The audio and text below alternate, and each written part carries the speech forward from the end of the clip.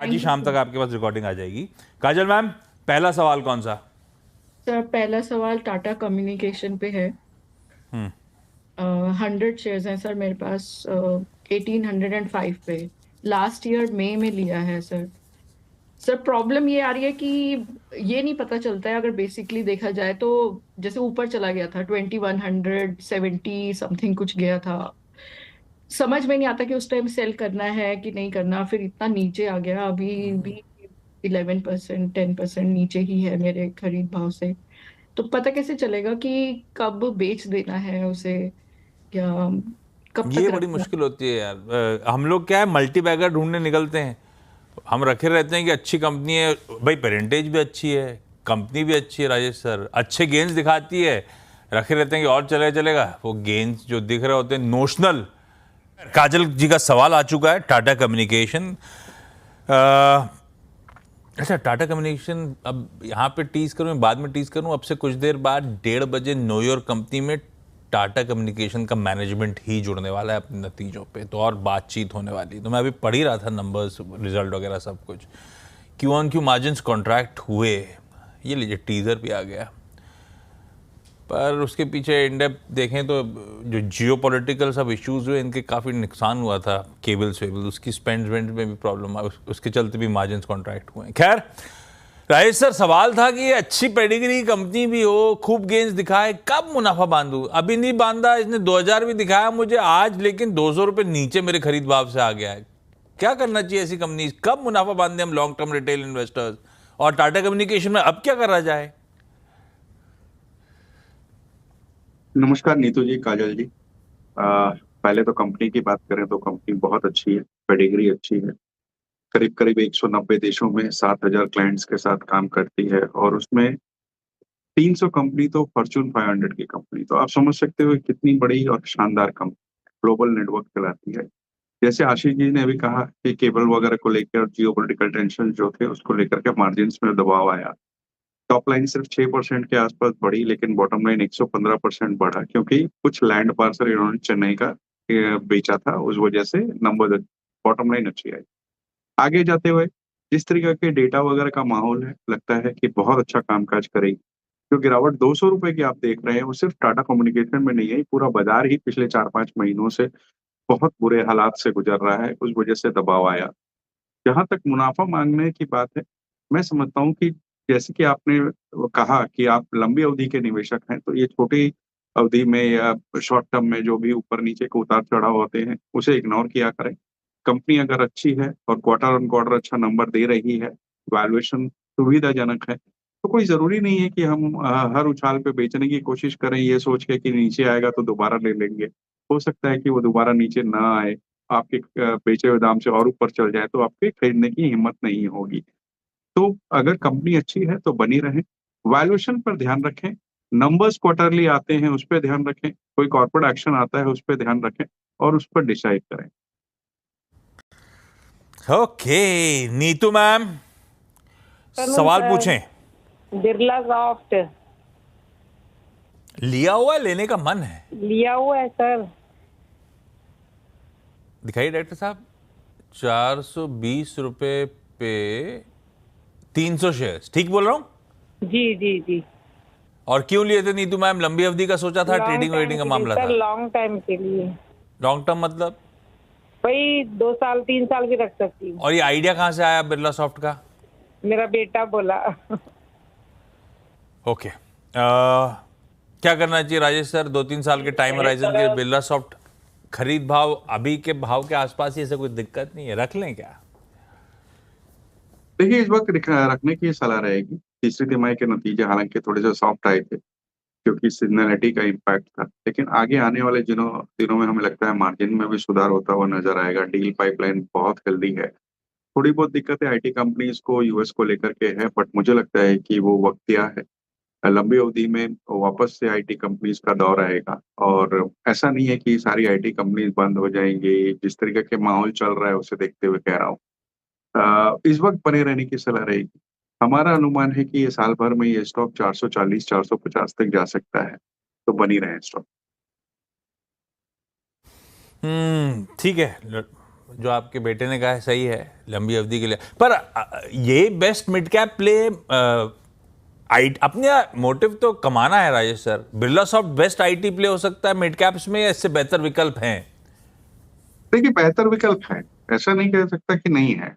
अगर large cap की बात की जाए तो सबसे बेस्ट तो इन्फोसिस है वैल्यूएशन वगैरह को देखते हुए। लेकिन अगर मिड कैप की बात की जाए तो मैं समझता हूँ परसिस्टेंट सिस्टम को ले लीजिए, इंटेलेक्ट डिजाइन को ले लीजिए, जेंसार को ले लीजिए, वो सब अच्छी कंपनियां हैं। बट इसका मतलब ये नहीं है कि बिरला सॉफ्ट भी खराब है, वो सेम कैटेगरी में पड़ती है जो ये मिड कैप वाली जो टॉप रैंक की कंपनियां पड़ रही हैं।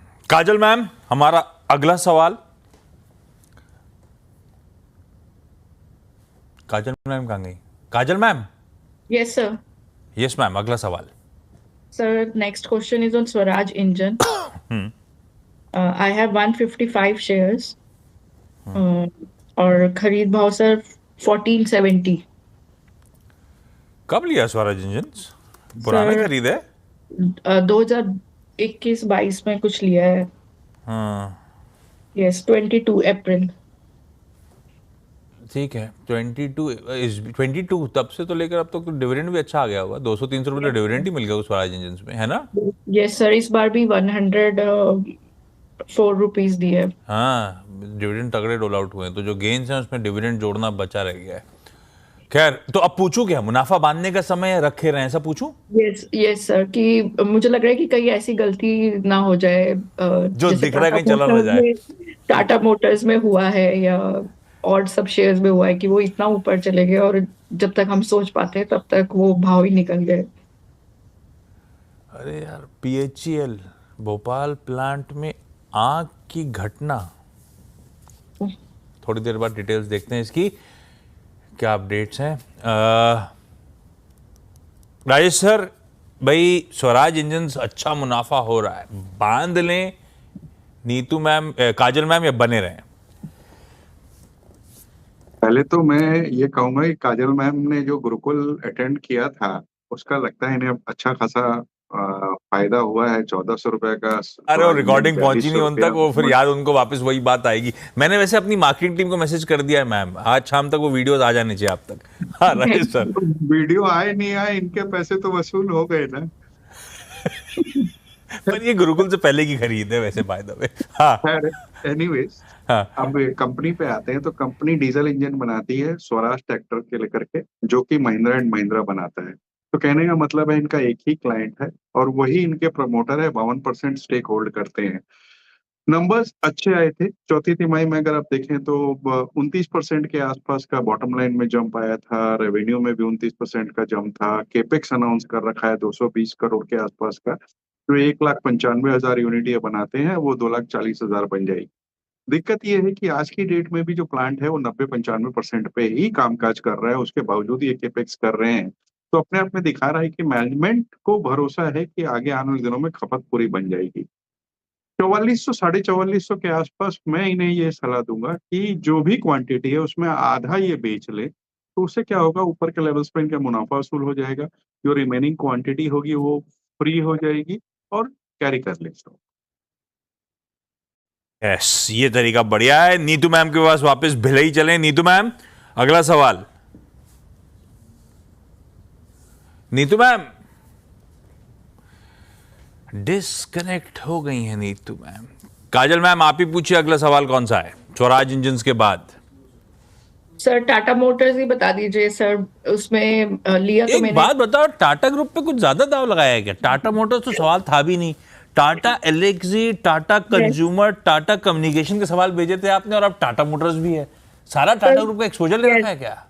यस सर, सब लिए हुए हैं एक्सेप्ट फॉर टाटा पावर, जो कि बेच दिया था, वो भी था। I bought every Tata stock. ऐसा क्यों कर रहा था सर? एक तो ग्रुप मतलब बहुत अच्छा है, और जब तक रतन सर थे वो मतलब एक वो ऐसा लगता था कि बहुत अच्छी कंपनी है, अपनी कंपनी है देश की। मतलब ऐसा वो सोचते नहीं थे कि मैं, उनके इंटरव्यूज भी बहुत वायरल होते थे कि जिसमें वो बोलते थे I am not a businessman, मैं कंट्री मतलब देश बना रहा हूँ और इंडस्ट्री लगा रहा हूँ। तो वो सोच के, और over the period of time सब में अच्छा प्रॉफिट हुआ है, कभी ऐसा लॉस या कुछ नहीं हुआ है ओवर मतलब लंबी अवधि में। ठीक बात है, चलिए ये भी लॉजिक बैठता है भाई। हाँ, इस ग्रुप की कई सारी स्टॉक्स तो स्ट्रांग है ही हैं। खैर, अभी अपन कौन से पे, टाटा मोटर्स। डॉक्टर साहब क्या दिखा रहे हो? अच्छा, आप तो सारी क्वेरी दिखा रहे हो। टाटा मोटर्स का स्टॉक दिखाना। कितने स्टॉक्स काजल मैम और किस भाव पे? Sir, I have 500 Tata Motors at 248, 49 कुछ ऐसे ही है। अरे वाह, अब इसमें पूछना क्या है फिर? बने रहूं ऐसा पूछूं क्या? यस, मतलब वो 1170 से नीचे आ गया हाँ, जो था उससे आधा और हो अब गया लग रहा था मामला। आपके चैनल पे भी सर सबने बोला, and I clearly remember Gaba sir ने शायद 2-3 बार बोला कि ये, मैं इसलिए नहीं पूछ रही थी क्योंकि इसके बारे में जनरली सब लोग पूछते हैं और बहुत इसके बारे में नॉलेज आती रहती है, बट राजेश सर से मुझे लगा एक बार ये वाला क्वेश्चन भी पूछ लेते हैं। अरे सर, अगर आपकी एक्विजिशन प्राइस बहुत कंफर्टिंग हो तो इन भाव पे टाटा मोटर्स पे बने रहूं या नहीं? देखिए, मेरे हिसाब से बने रहना चाहिए। ऊपर के लेवल्स जो थे 4 फिगर के आसपास, वो मुझे लगता है कि वहां पर एग्जैगरेट हो गए थे, लेकिन इस वक्त कंफर्टेबल वैल्यूएशन पे है। साल भर में 750-800 तक जा सकता है। ईवी की जो स्टोरी बनी थी वो थोड़ी सी ठंडी पड़ती हुई नजर आ रही है, लेकिन क्योंकि जैसा इन्होंने भी कहा कि ग्रुप बहुत अच्छा है, कुछ नए लॉन्चेस कर रहे हैं, डीमर्जर अनाउंस कर रखा है, डेट कम करने की कावियात छिड़ रही है।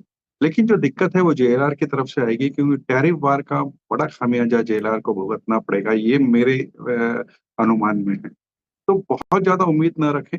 साल भर में 15 से 20% की बढ़त इसमें बिल्कुल आ सकती है। बनी रहे स्टॉक।